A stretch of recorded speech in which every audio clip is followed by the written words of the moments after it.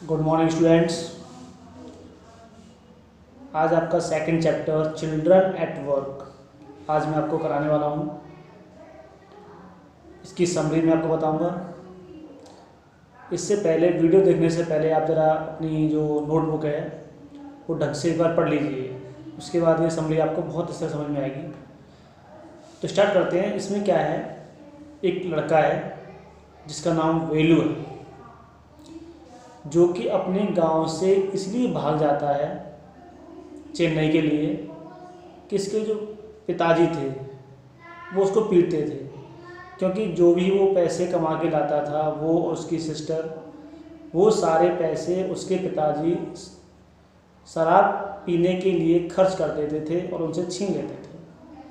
तो इस बात से परेशान होकर वो घर से भाग गया चेन्नई के लिए। जब वो घर से भागा था तो उसके बाद एक छोटी सी गठरी थी जिसमें उसका एक शर्ट था, एक तौलिया, एक कॉम था। वो लेके उसको वहाँ से ट्रेन में बैठ गया।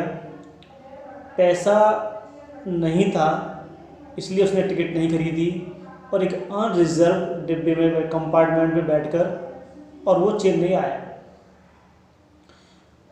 पूरा जो रास्ते में वो खड़ा रहा, खड़े खड़े परेशान हो गया, थक गया और उसके पास खाने के लिए कुछ भी नहीं था। 2 दिन तक उसने सिर्फ कुछ पीनट्स यानी कि मूंगफली और गुड़ इतना खा के अपनी भूख शांत की, लेकिन ये काफ़ी नहीं था। और वो जब वो स्टेशन पहुंचा, चेन्नई के स्टेशन पर जब वह उतरा तो कई दिनों की यात्रा करने के कारण जब वो उतरा तो अब भी उसके पैर लड़खड़ा रहे थे, क्योंकि अब भी उसको लग रहा था कि वो ट्रेन में सफ़र कर रहा है। जब वो स्टेशन पर उतरा तो उसने बहुत सारी भीड़ देखी, इतनी भीड़ देखी कि उसने अपने गांव में कभी भी भीड़ इतनी नहीं देखी थी। वहाँ पे अनाउंसमेंट हो रहा है, लोग अपनी गंतव्य स्थान की ओर जा रहे हैं, इधर उधर भाग रहे हैं। वो परेशान हो गया और परेशान होकर एक बेंच पर बैठ गया। भूखा था, थका हुआ था, परेशान था कि अब वो कहाँ जाए। वो बैठा बैठा सोच रहा था, तभी पीछे से किसी ने उसको आवाज़ दी। तो उसने पीछे मुड़ के देखा तो एक उसी की एज की लड़की उसको आवाज़ दे रही थी। जब वो पास आया तो उसने उसका नाम पूछा, नाम बताया, वेलू है। उसने भागने का कारण पूछा, उसकी बातचीत हुई तो उसने पूरा बता दिया कि ये हुआ। फिर वो उससे पूछा कहाँ से आए हो, सब उसने बताया उसको। उसके बताने के बाद वो अपने साथ चलने को बोला कि मेरे साथ चलो, लेकिन लड़का कंफ्यूज था, वेलू कंफ्यूज था कि उसके साथ जाए या ना जाए। फिर सोचा कि अगर नहीं जाता हूँ तो मैं इस शहर में नया हूँ, अब मुझे ये नहीं पता कि मुझे कहाँ जाना है, कैसे रहना है, किसके साथ जाना है। तो परेशान हो गया। तो उसने अंत में ये फैसला किया कि इस लड़की के साथ ही जाया जाए। तो वो उस लड़की के साथ चल देते हैं। उस लड़की का नाम था जया। जब वो स्टेशन पार करते हैं, जब सड़क पर आते हैं तो लड़की तो आराम से सड़क पार कर जाती है, क्योंकि वो तो उन रास्तों से अवेयर थी। लेकिन वेलू जो था वो सड़क पार करने में परेशान हो रहा था, क्योंकि इतनी गाड़ियाँ, इतनी भीड़ उसने जीवन में पहली बार देखी थी। कभी कभार उसके यहाँ जब कोई गांव में मेला लगता था तो इतनी भीड़ हुआ करती थी, वो भी बहुत कम। तो गाड़ी क्रॉस करने में या रोड क्रॉस करने में उसको बड़ी परेशानी हो रही थी। किसी तरह उस लड़की ने उसको पार कराया और उससे बोली कि अगर ऐसे यहाँ खड़े रहोगे तो कोई तुम्हारा जो वाहन है वो चटनी बना देगा, यानी कि तुम्हें कुचल देगा। वो उसको लेके जब सड़क पार करके आगे जाते हैं तो वेलू देखता है कि सड़क के किनारे बहुत बड़े बड़े होर्डिंग्स लगे हुए हैं, जिन पर इंग्लिश में कुछ एडवर्टीजमेंट हो रहा है, कुछ विज्ञापन हो रहे हैं उस पर। लेकिन वो पढ़ नहीं पाता है। क्यों नहीं पढ़ पाता?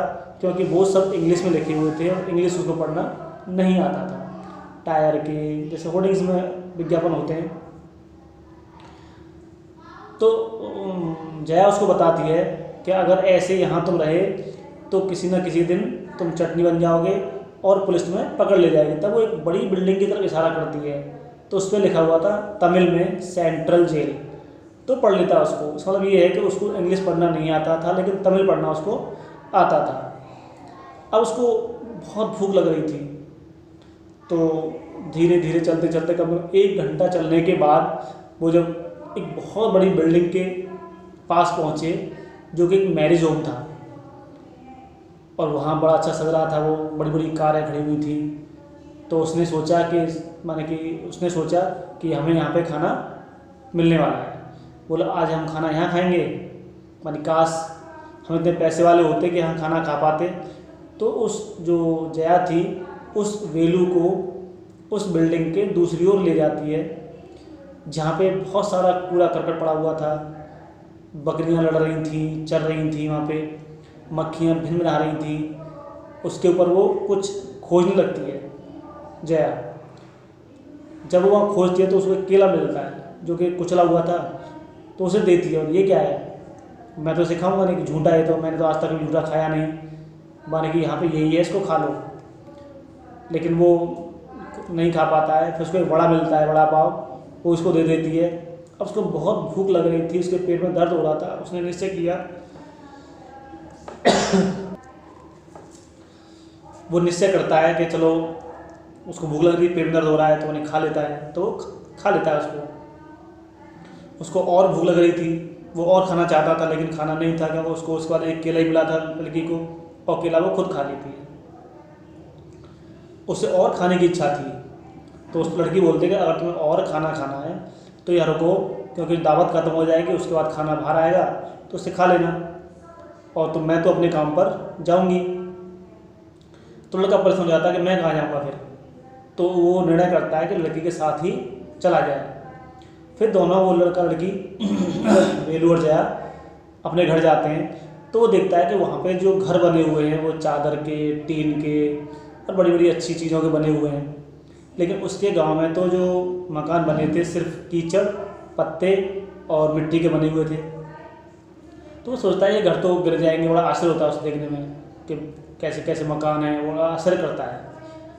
लेकिन जब वो उस लड़के घर पहुंचता है तो उसका घर जो था वो एक बिल्कुल गरीब जो घर होते हैं ऐसा था।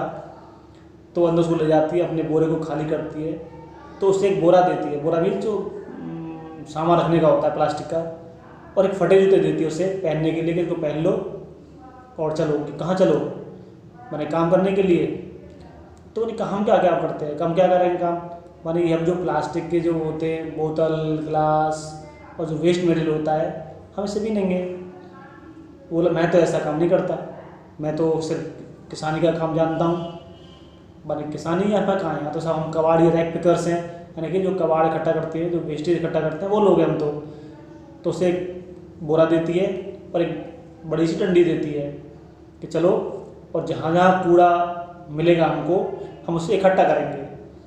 बोला कूड़ा तो फेंका जाता है, कूड़ा तो हमारे गाँव फेंकने काम आता है, इसे इकट्ठा करने का क्या जरूरत है।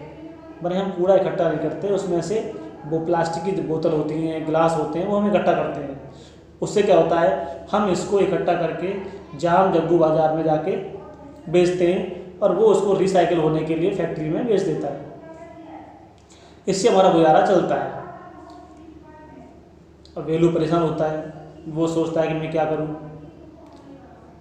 ये काम ना करूं तो क्या करूं। तो अंत में वो क्या करता है कि वो फिर सोचता है कि जब तक मुझे कोई अच्छा काम नहीं मिल जाता तब तक मुझे यही काम करना पड़ेगा, क्योंकि खाने के लिए पैसा कमाना है। क्योंकि इतने बड़े शहर में लोग यही सोच कर आते हैं कि हम जाएंगे और जल्दी से पैसे वाले हो जाएंगे, यानी रिच मैन हो जाएंगे। लेकिन बिना मेहनत के कुछ नहीं होता, शुरुआत तो कहीं ना कहीं से करनी पड़ती है। तो वैल्यू सोचता है कि जब तक मुझे कोई अच्छा काम नहीं मिल जाता तब तक मैं यही काम जारी रखूँगा। ये चैप्टर की समरी थी जो मैंने आपको बताई है। इसमें आपके सारे जो क्वेश्चंस हैं उनके भी आंसर इसमें छुपे हुए हैं। तो आप इस वीडियो को देखने के बाद मैं क्वेश्चन आंसर आपको भेजने वाला हूँ। उन क्वेश्चन आंसर को अपनी फेयर नोटबुक में पहला चैप्टर आपने किया होगा, उसी फेयर बुक में सेकंड चैप्टर भी आप करिए और बिल्कुल साफ तरीके से करिए, और इन क्वेश्चन आंसर्स को आप लर्न भी करते रहिए। धन्यवाद।